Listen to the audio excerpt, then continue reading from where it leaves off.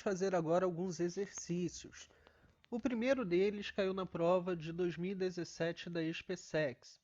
Temos aqui uma função logarítmica, que é a função y igual a log de x na base 4.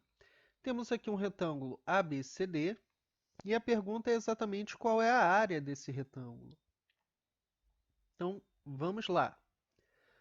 Bom, nessa função, nós percebemos aqui que temos alguns pontos, né?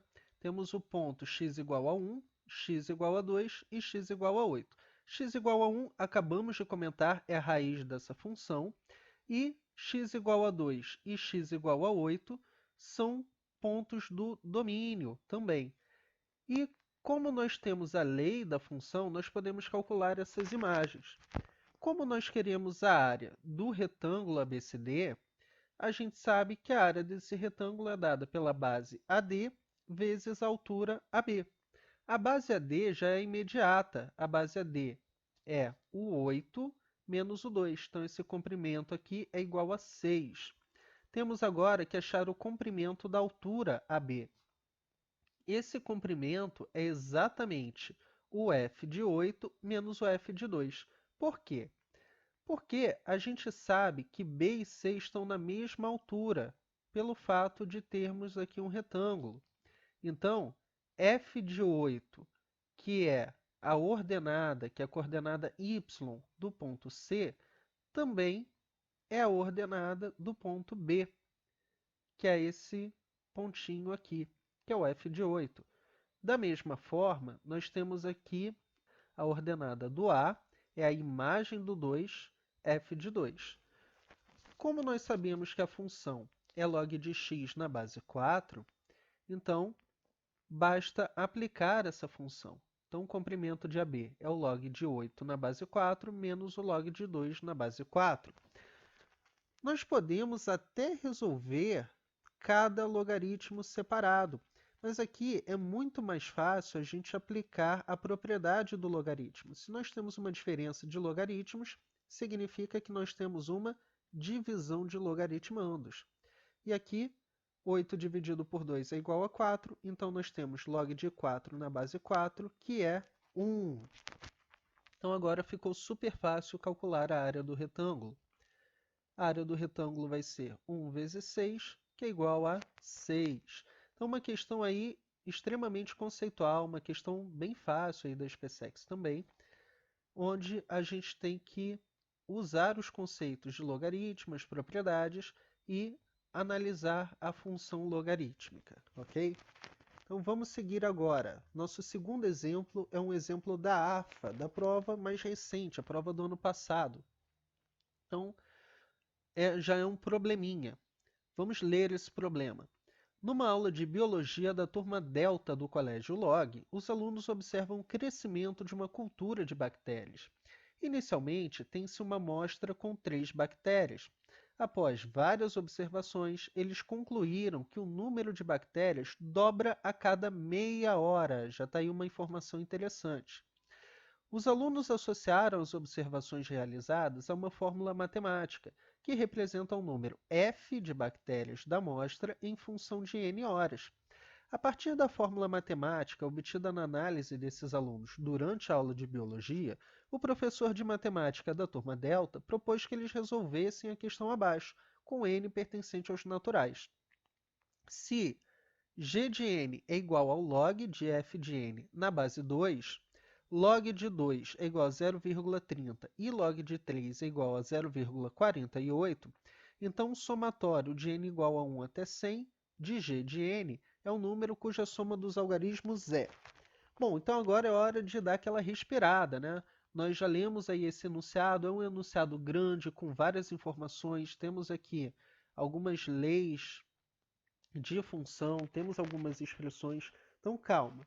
Tudo agora a gente tem que encaixar em seus devidos lugares. Em primeiro lugar, vamos filtrar aqui as observações úteis. Nós temos 4 parágrafos, 5 se você contar aqui o parágrafo, essa linha aqui da questão, né? Da pergunta propriamente dita. Então, nós temos que filtrar o que de fato é importante. Por exemplo, esse primeiro parágrafo não tem nada de importante. o segundo parágrafo ele tem uma informação aqui numérica, né? Amostra com 3 bactérias e esse número de bactérias dobra a cada meia hora. O terceiro parágrafo, ele tem uma informação interessante que diz que eles fizeram uma fórmula que representa o número F de bactérias da amostra em função de N horas. E aí, o quarto parágrafo já não tem nada interessante. Então, vamos filtrar essas informações. Pensamos, então, as informações úteis, né? O fato da quantidade de bactérias dobrar a cada meia hora, a amostra inicial com 3 bactérias, a fórmula de F de N, que nos dá o número F de bactérias da amostra em função de N horas. Por que isso é importante? Porque isso diz para a gente que o N está sendo medido em horas. Poderia ser minutos, poderia ser um quinto de hora, um quarto de hora, enfim. Então, o N aqui representa a quantidade de horas. Bom, com isso, nós já podemos dar os primeiros passos. F de 0, gente, é igual a 3. Por quê? Porque 0 é o nosso tempo inicial. Então, no início do experimento, a gente tem 3 bactérias. Agora, se a quantidade de bactérias dobra a cada meia hora, depois de 1 hora, qual vai ser a nova quantidade de bactérias? Em outras palavras, quanto que é F de 1, já que o nosso N é medido em horas. Um erro muito comum aqui é colocar F de 1 igual a 6, dobrando esse valor. Mas, na verdade, está dobrando a cada meia hora. Bom, se dobra a cada meia hora, então F de 1 dentro de 1 hora, essa quantidade vai dobrar 2 vezes. Dobrar 2 vezes é o mesmo que multiplicar por 4. Então, F de 1 é igual a 3 vezes 4. E F de 2? Bom, novamente, essa quantidade, 3 vezes 4, vai ser dobrada 2 vezes no período de 1 hora. Então, novamente, ela será multiplicada por 4. Então, F de 2 é igual a 3 vezes 4 elevado ao quadrado. Seguindo com esse raciocínio, então F de 3 é igual a 3 vezes 4 ao cubo. E aí, finalmente, nós já conseguimos entender qual é a lei de formação. F de n é igual a 3 vezes 4 elevado a n. Dobrar a cada meia hora significa que, a cada hora, a nossa quantidade de bactérias será multiplicada por 4. Então, na hora 0, nós temos 3 vezes 4 elevado a 0, que é o próprio 3. Na hora 1, 3 vezes 4 elevado a 1. Na hora 2, 4 elevado a 2, e assim sucessivamente, tá certo? Então, isso aqui já é extremamente importante. Nós já conseguimos determinar quem é a função f de n, 3 vezes 4 elevado a n. Agora, nós podemos determinar a função g de n. A função g de n é o log na base 2 de f de n.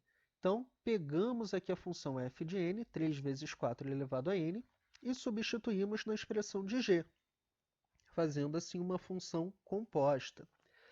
Agora, antes de prosseguirmos com o somatório, é interessante a gente melhorar um pouquinho a expressão da função g. Nós podemos fazer isso aplicando as propriedades de logaritmos.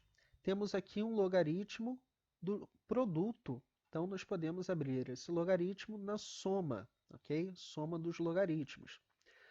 Bom, essa primeira parcela já não pode ser melhorada, mas essa segunda pode. Temos um expoente, então ele pode vir para frente multiplicando. Então, temos n vezes log de 4 na base 2, e o próprio log de 4 na base 2 pode ser calculado. Ele é igual a 2. Então, a expressão mais simples da função g é log de 3 na base 2, mais 2 vezes n. Agora, nós vamos trabalhar com o somatório. Repare, então, que o nosso processo está sendo ler o problema, pensar as informações importantes, analisar essas informações importantes e, à medida que nós vamos descobrindo novas informações, antes de querer avançar, nós sempre queremos representá-las da maneira mais simples possível para facilitar a nossa solução, para que a gente não precise fazer mais contas do que o necessário. Esse processo é um processo que pode e deve ser utilizado em todos os problemas. Não se preocupe em querer chegar logo no resultado, logo na resposta. Se preocupe mais com o processo, como se resolve um problema, ok? Bom, seguindo então, nós já sabemos, nós já descobrimos que g de n é igual a log de 3 na base 2 mais 2n. Agora, só falta a gente substituir no somatório. Então, o nosso somatório é n igual a 1, n variando de 1 até 100, de g de n, ou seja, do log de 3 na base 2 mais 2n. Eu sei que somatório é uma notação que assusta muita gente, mas não tem nada do que se ter medo aqui, não é complicado. O que esse símbolo diz para a gente é que nós estamos somando 100 parcelas, porque o nosso n começa no 1 e termina no 100, e a gente vai exatamente trocar os valores de n por 1, por 2, por 3, até 100. Então, nós temos 100 parcelas. Essa parcela é dada por log de 3 na base 2, mais 2 vezes n. Então, se a gente fosse substituir isso agora, ficaria log de 3 na base 2, mais 2 vezes 1.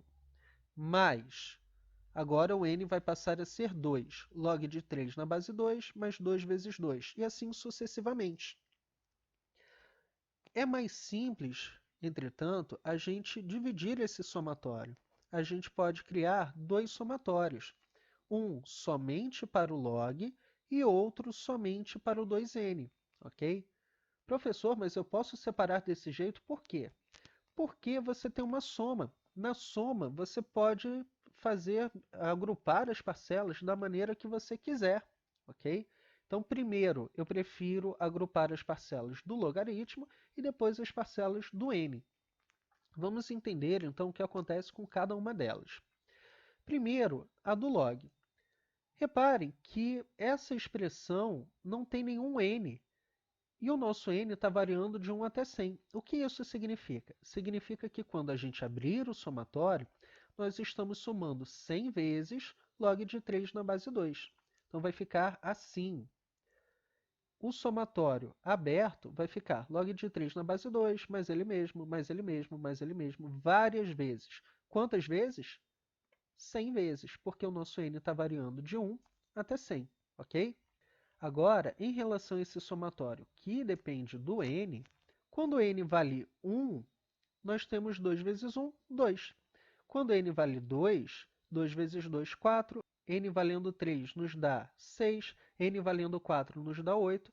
Até n igual a 100, que nos dá 200, ok? Então, para cada valor de n, nós estamos multiplicando por 2 e depois somando tudo.